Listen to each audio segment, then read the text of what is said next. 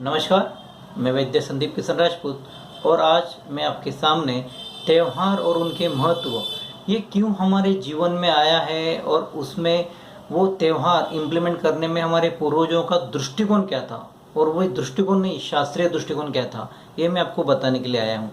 तो ऐसे ही कैलेंडर में देख रहा था तो जनवरी से लेके दिसंबर तक ये त्योहारों का पूरा भंडार हमारे पर ईयर हमारे शेड्यूल में दिया गया है। तो एक वन बाय वन उस त्यौहार को हम देखते हैं। तो आयुर्वेद में दिनचर्या ऋतुचर्या ऐसे बताया है, लेकिन हमारे पूर्वजों ने उसमें भी एक स्पेसिफिक डेज में या आपको ये ऐसा करना है, ये हमें एक पायलट स्टडी से बताया कि अगर आप करते हो तो उस मौसम में आप हेल्दी रहते हो। तो वन बाय वन देखते हैं। तो जनवरी में जो एक त्यौहार आता है उसको कहते हैं मकर संक्रांत।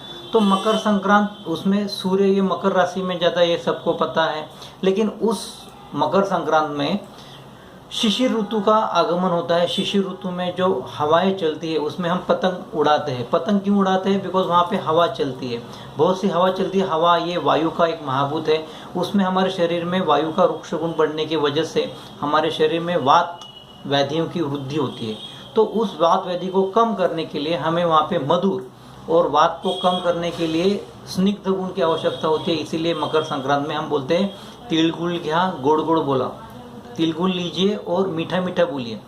एक्चुअली उसके पीछे का रीज़न ये है कि उस शिशिर ऋतु में वात का रुक्ष गुण ज़्यादा बढ़ता है और हमें हमारे शरीर में वात की वृद्धि ज़्यादा होने की वजह से वात की व्याधियाँ होती है।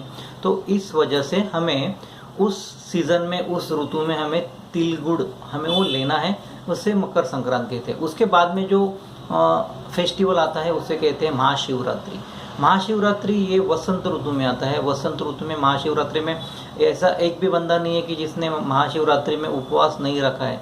और वसंत ऋतु में है कफ का प्रकोप रहता है। कफ के प्रकोप की वजह से मैक्सिमम कफज व्याधियाँ उस सीज़न में होती है। तो इसीलिए वहाँ पे महाशिवरात्रि में बहुत से लोग उपवास करते हैं। मतलब क्या, लंघन करते हैं, वो कफ की चिकित्सा है। उसके बाद आती है होली आती है। यहाँ पे महाराष्ट्र में बोलते हैं होली रे होली पूर्णाची पोली। मतलब क्या, होली के दिन में हम पूरन का स्टफिंग किया हुआ हमें वो पोली, मतलब वो चपाती हमें वो खाना है। उसमें क्या है, ग्रीष्म का आगमन का वो एक संकेत है।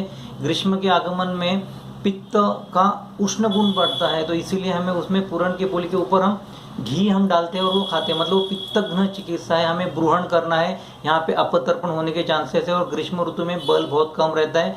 बल बढ़ाने के लिए उन्होंने पूरन पोली ये आप आपके फेस्टिवल में लो, आपके खाने में लो।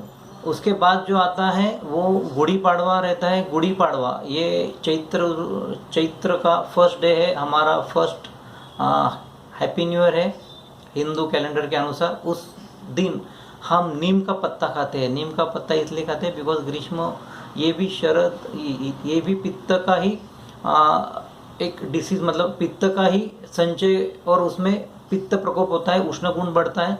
तो उसमें हम नीम का पत्ता खाते हैं। नीम का पत्ता ये पित्तघ्न होता है और तिक्त रसात्मक पित्त की चिकित्सा है। तो इसीलिए यहाँ उस सीजन में हम तीखी, मतलब ये तिक्त रसात्मक ड्रग नीम के जैसे हमें उसको खाना है। उसके बाद आता है अक्षय तृतीया। अक्षय तृतीया ये 3.5 मुहूर्त में से आधा मुहूर्त बोला गया है। और इस मुहूर्त में ग्रीष्म ऋतु एकदम पीक लेवल में रहता है। उसमें रुक्षता, उसमें पित्त का उष्ण गुण बहुत बढ़ता है और उसमें पित्त व्याधि होने के चांसेस रहते हैं। यहाँ पे हमें मधुर रसात्मक पित्त की जो चिकित्सा है, तिक्त के बाद मधुर, तो यहाँ पे गुड़ी पाड़वा में हो गया तिक्त रस और अक्षय तृतीया में मधुर रस की चिकित्सा बताई है। उसमें अक्षय तृतीया में आम आते हैं मार्केट में। तो अक्षय तृतीया में हम भगवान को भोग देने के बाद हमें आम रस हमें वो खाना है।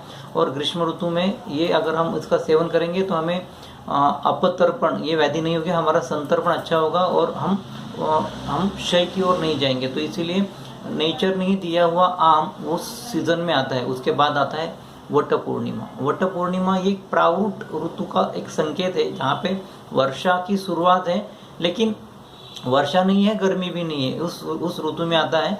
और वहाँ पे ऑक्सीजन कैरिंग कैपेसिटी ज़्यादा होनी चाहिए और फीमेल के डिसीज कम होने चाहिए। इसीलिए फीमेल को गैदर करने के लिए, उनको ऑक्सीजन लेवल बढ़ाने के लिए वो वट के यहाँ पे वो घूमते हैं और ऐसे गैदरिंग के टाइप वट पूर्णिमा रहता है।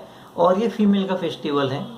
और उसके बाद आता है आषाढ़ी एकादशी। आषाढ़ी एकादशी को देव शयनी बोला है। इसमें भी हम क्या करते हैं, इसमें हम उपवास करते हैं। अभी यहाँ पे वर्षा ऋतु का स्टार्ट होता है। आषाढ़ी एकादशी में वर्षा ऋतु की शुरुआत होती है। अभी देखो यहाँ पे अभी वर्षा ऋतु, वहाँ पे प्रावरुद्ध था, अभी यहाँ से वर्षा ऋतु। अभी यहाँ पे डिसीज बढ़ने के चांसेस है, इसीलिए मैक्सिमम जो भी फेस्टिवल है ये वर्षा ऋतु में है। पहला जो है वो वट पूर्णिमा, उसमें हम गैदर होते हैं। उसके बाद आती है आषाढ़ी एकादशी, इसको देवशयनी बोलते हैं। अभी यहाँ पे देव भगवान नहीं है, देव मेल भगवान नहीं है, अभी विष्णु सोए हुए हैं। उसके बाद आता है नाग पंचमी। इसमें हम नाग पंचमी ये वर्षा ऋतु में आता है। वर्षा ऋतु में लाया मतलब पॉपकॉर्न के जैसे जो लाया रहता है ना, सड़ी के लाया, वो हमें खाना है। और मिल्क जो हम नाग देवता को हम भोग चढ़ाते हैं, मतलब क्या, जो भगवान के लिए वो मेरे लिए, अगर मैं भगवान को वो चढ़ा रहा हूँ तो वो भी मेरे लिए ही कारगर होता है। तो इसीलिए लाया वहाँ पे हमें लेना है विथ मिल्क। वो नाग पंचमी का वो त्यौहार है। उसके बाद में आता है रक्षाबंधन और नारळी पूर्णिमा।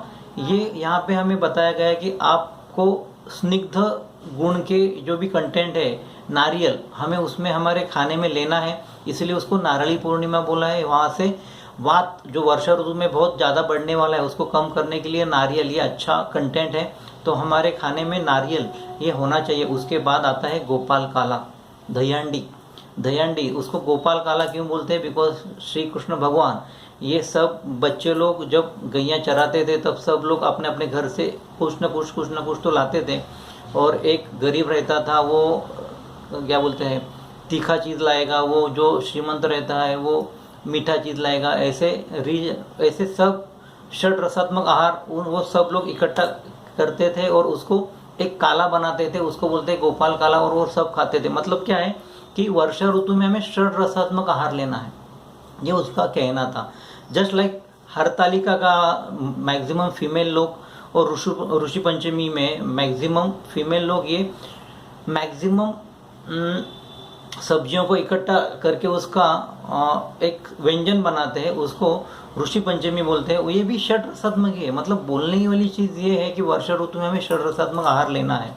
बाद में आता है गणेश चतुर्थी। गणेश चतुर्थी, गणेश भगवान ये प्रमेय उनको है, तो इसीलिए उनका डाइट बहुत ही फेमस है। वो सुबह में खाते हैं, रात को खाते नहीं है, और वो उनको प्रमेय है। हाँ, बहुत से ग्रंथों में बताया कि गणपति भगवान को प्रमेय है, इसीलिए उनको जम्बू और कपित्थ ये दो ड्रग उनके फेमस है। और वो जो भी प्रमेय के हेतु है, अस्य सुगम स्वप्न सुगम, जो भी प्रमेय के आयुर्वेदिक हेतु है, उनके सब में वो फिक्स बैठते हैं। लेकिन उनका खाना कैसे है, सुबह में बहुत खाते हैं, रात में खाते नहीं, खाया तो खाया, नहीं तो रह गया। तो ऐसे वो हेल्थ कॉन्शियस है। उसके बाद आती है घट स्थापना और दशहरे का मौसम। ये शरद ऋतु है, शरद ऋतु का आगमन है। इसमें पित्त की प्रबलता रहती है, इसीलिए शरद ऋतु में दिवा सूर्यांशु संतप्तम निशि अंजनम शीतलम, मतलब दिन में बहुत गर्मी रहती है, रात में एकदम ठंडापन रहता है। इसीलिए रात में सब लोग गैदर होते हैं और चंद्र की शीतल छाया वो लेते हैं, बिकॉज वहाँ पे भी पित्त का उष्ण गुण बढ़ा है। तो इसीलिए उसको कम करने के लिए हमें शीत गुण की आवश्यकता रहती है। इसीलिए इवनिंग को मैक्सिमम लोग चांद का दर्शन लेते हैं और पित्त को कम करते हैं। और कोजागिरी पूर्णिमा में हम 1 गिलास दूध रात में लेते हैं। उससे क्या होता है, पित्त का जो पित्त की चिकित्सा है, जो विरेचन, वो विरेचन के लिए कोजागिरी पूर्णिमा में वो इम्प्लांट किया है हमारे पूर्वजों ने कि कोजागिरी पूर्णिमा में अगर आप दूध पियोगे तो आपकी हेल्थ अच्छी रहेगी, बिकॉज ऑफ आपका पित्त कम हो जाएगा। इसके बाद आता है शरद ऋतु के बाद आता है हेमंत ऋतु। हेमंत ऋतु में जो कि दिवाली जो आती है, तो दिवाली में हमें बहुत खाना है, बिकॉज हमारा अग्नि अच्छा है। तो हमें इस तरीके से हमारे पूर्वजों ने जो भी फेस्टिवल वहाँ पे बताए हैं, अकॉर्डिंग टू ऋतुचर्या, अकॉर्डिंग टू दिनचर्या, अकॉर्डिंग टू आवर हेल्थ, ऐसे उन्होंने पायलट स्टडी कर करके ये डिसीज के अनुसार कौन से ऋतु में कौन सा दोष बढ़ने वाला है, उस हिसाब से कौन सा हमें डाइट लेना चाहिए, वो डाइट को उन्होंने एक फेस्टिवल में कन्वर्ट किया। बिकॉज हम सब लोग भगवान से डरते हैं। अगर हम भगवान से डरते हैं, इसीलिए उन्होंने भगवान को सामने रख के ये फेस्टिवल इम्प्लांट किए हैं। और इस हिसाब से अगर आप ये अपने डाइट फॉलो करोगे तो आप हेल्दी रहोगे। तो इस हिसाब से ये आज का वीडियो था। अगर आपको अच्छा लगा तो लाइक कीजिए। अगर कोई भी इसमें फेस्टिवल कम ज़्यादा हुआ रहेगा तो आप उसमें ऐड कीजिएगा, बिकॉज ये मैंने लिया हुआ है, ये काल निर्णय से लिया है, और काल निर्णय में जो फेस्टिवल है वो मैंने आपको बताया है। आप अपने सराउंडिंगली आपके पूर्वजों ने जो भी फेस्टिवल बताए हैं उसको फॉलो करो, बिकॉज वो एक पायलट स्टडी है और वो हमारे लिए है, इसलिए उस फेस्टिवल को फॉलो करो। Thank you.